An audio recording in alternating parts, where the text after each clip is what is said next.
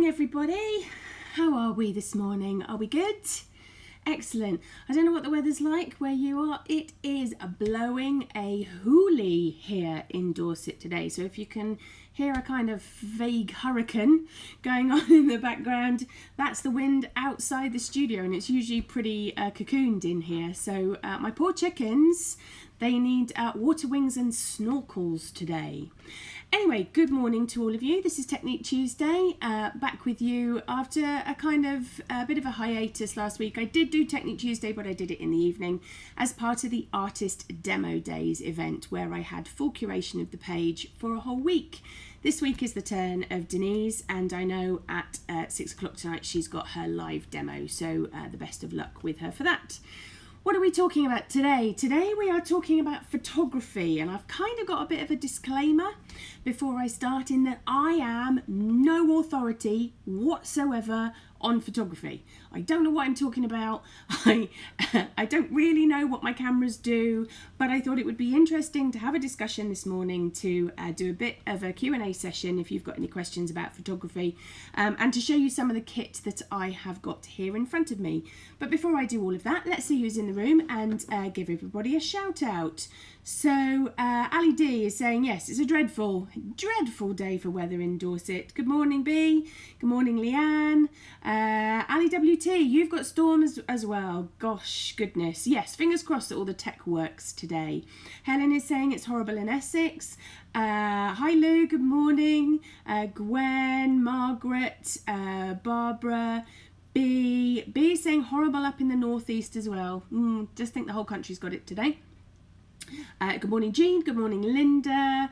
Good morning, Anne, Jill, Jilly, Sally. Good morning.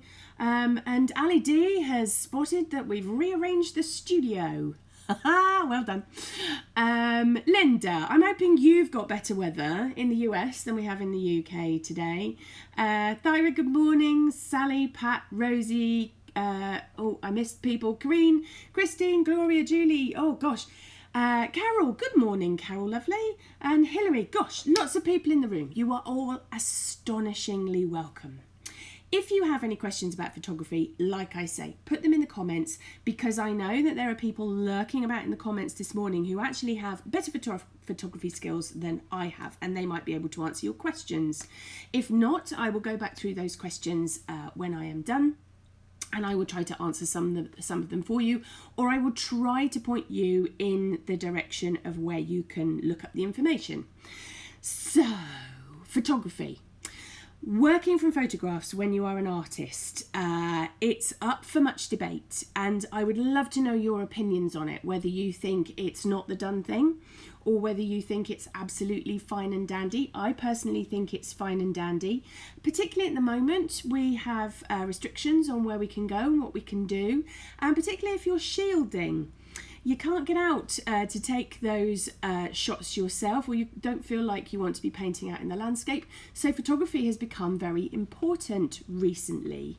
There's lots of royalty-free websites that you can go and get photographs from. I'm not going to get into a discussion about copyright today. But also, of course, you may want to go and take some photographs yourself. So rather than sitting out on location, you may want to sit out and you may just want to take some shots and then come back to the studio, play about with them and do those kind of things. I would like to know your views on it. Stick them in the comments. Lots of people still saying that the weather is still horrific. It is, absolutely. Oh, it's pouring all over the place from the looks of it. Rosie is saying it captures special moments. Rosie, I think that's a really good point. I think that's a really, really good point, in that sometimes those little snapshots, so it might be a family event, or you might just see a little kind of fleeting shot of some wildlife.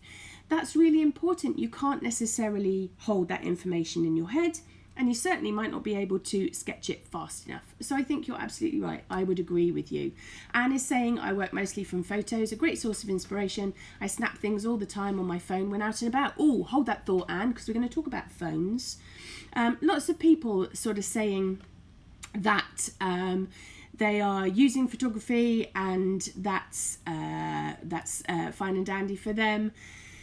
Yes, if you, just to kind of point out the issues that some people have with painting from photographs, it's kind of not the done thing traditionally. Now, you know me.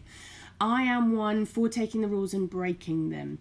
I think if you're talking about what is called an atelier practice, so that kind of very traditional way of observation and drawing from life, obviously photography doesn't really go with that style of artwork.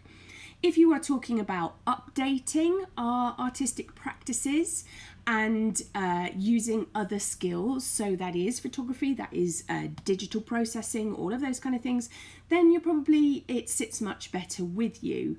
There is also, of course, photography as an art form separately, and if you've ever seen any of my photographs, you know I'm in no danger of becoming a photographer. I'm a terrible photographer, but we'll talk more about that as the morning progresses.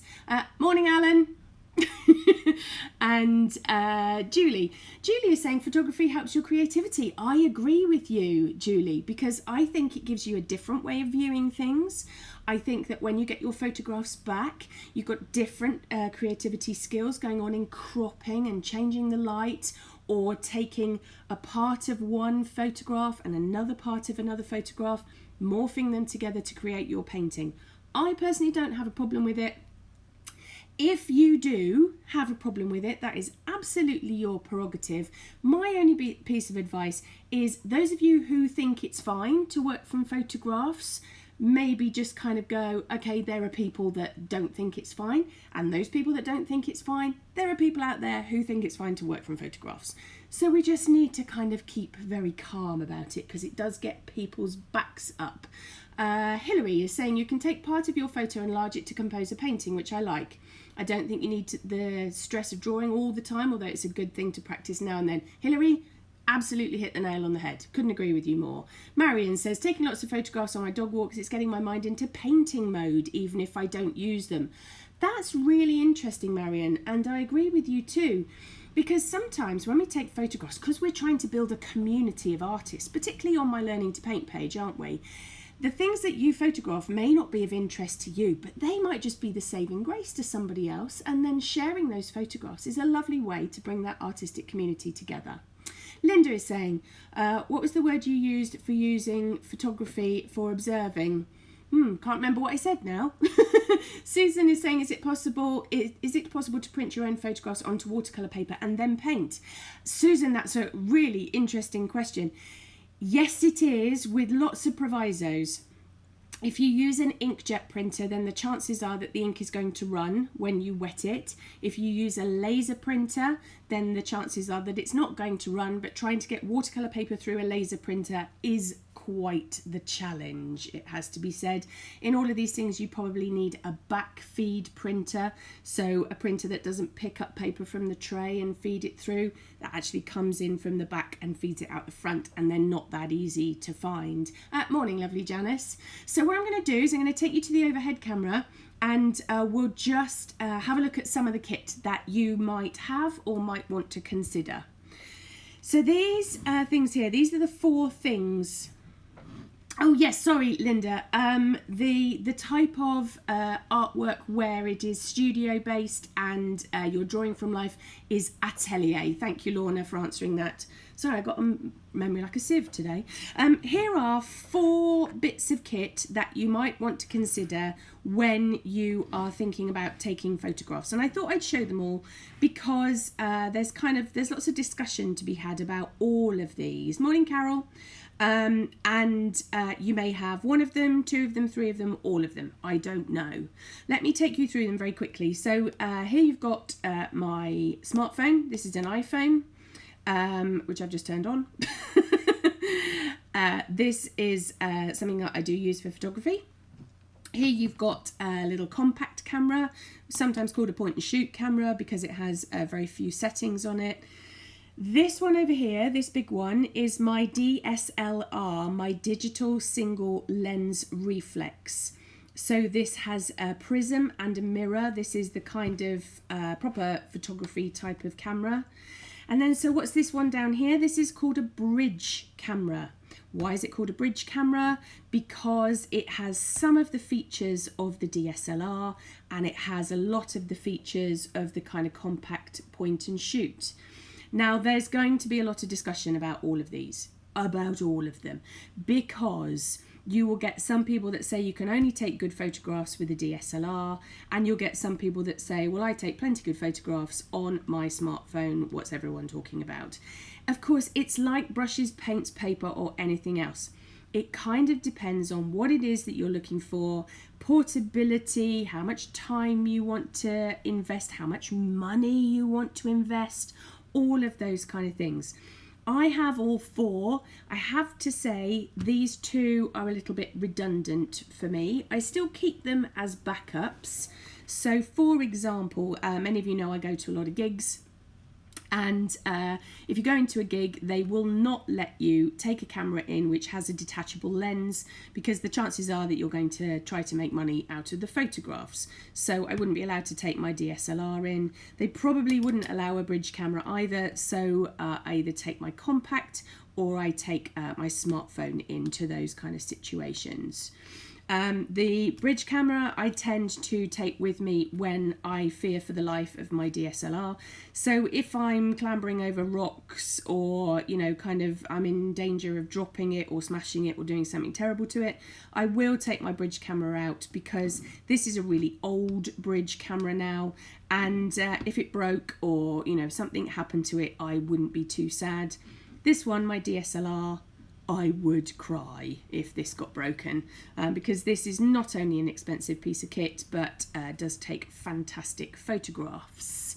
So let's just, before I talk anymore, let's just go through some of the questions that are coming in. Lorna says, I have a posh camera, but I sometimes think my phone does a better job. Lorna, I would absolutely agree with you. Sometimes taking out your phone, clicking and leaving it alone is pretty good. Linda says, you've been posting 3D photos of late. Saw one of chirps and more recently some amazing flowers. How are you doing that? Linda, that is a fancy bit of Facebook and allows you to do that. So when you post a picture on it, sometimes asks you if you would like to turn it into 3D, and that's how I was doing that. I was playing, really. Anne is agreeing with Lorna. Carol, what is the best for taking photographs of my artwork? Carol, that's a fantastic question, and actually I'm just going to switch back to the head-on shot to address you personally. If you want to create greetings cards, prints, any kind of reproductions of your artwork, and you want the quality of it to be high, you are going to need a good camera. Your phone is not good enough, even if you've got a posh phone, even if you've got the latest iPhone, Galaxy, whatever it is not going to have the quality that a DSLR has, simply because of the amount of megapixels. So the higher the number of megapixels, the more refined the photograph that you're going to take. And of course, the more refined and the more information that your camera captures, the more you're able to edit it. So you've probably seen I have a range of greetings cards and a range of prints that I have through a company called Love from the Artist. I photograph those myself, I edit them myself, and I upload them, and then I have full control over it. I know that that's sometimes not the bit of information that you want to hear, but unfortunately it's true. Your alternative, if you don't want to fork out for an expensive DSLR, is to go and take your artwork to be scanned. Go and find a professional printing company and ask them to scan it for you. It's not cheap, but it saves you having to purchase a camera. Carol, I hope that answers your question. Oh, lots of things coming in. Helen says, I've got jazzy cameras. What do I usually use? A phone. Yeah, I'm with you. Carol, now, Carol Kibble, for those of you that don't know, fantastic pastel artist. Carol and I have been chatting a lot recently, and it's very lovely to have her, and I'm going to read out what she says. I take photographs constantly with the intention of using these in future work, but I'm not looking at complete composition as I put this together later. I often take photo of potential perches for birds like fence post, barbed wire, lichen covered branch, saddle stones. Carol, Couldn't agree with you more. I think sometimes there is a sort of vacancy to be had, isn't there? We go, ooh, I like that bird table, or I like that tree, and you just bank those images for later. And that's a really good point. Thank you very much for joining us this morning, and thank you for your input. Joe, good morning. Lorna, I use my phone camera with flash but stand away and zoom in. Lou is saying I've got a fancy camera but I have to say I use my phone for convenience. You can see there's a theme developing. Kareen says daughter has a professional camera. I use my phone, hardly use my point and shoot one. Marion, my iPhone seems to distort images slightly because of the slight wide angle, not always desirable. Yes, I mean with any bit of tech you do have to spend a little bit of time getting to know it. And that makes me such a massive hypocrite because I don't know how my DSLR could work for me. I tend to use a lot of automatic settings. And for those of you that know Jasmine, who occasionally comes in and advises me and helps me out with my business, she is a stellar photographer and she would be rolling her eyes and sighing at me right now. Lou says, I always scan images for cards and prints so you don't get any shading. Yes, absolutely, Lou, that's true. Sometimes though you just can't get a scanner big enough. So, you know, when I'm working on a half sheet of watercolour paper, my scanner just simply isn't big enough. Ali WT, I have collected a few really good cameras over the years, but they have been made redundant now by my iPhone, which has 3 lenses and takes amazing photographs. The last 2 years we have gone to New Zealand and although I carried my camera, I only used my phone. I have fantastic photos. Yeah, I mean, smartphones are updating all the time. And because they understand that we want to be creative, it's not just for artists and photographers, but those people that want to capture family moments, they are upgrading them.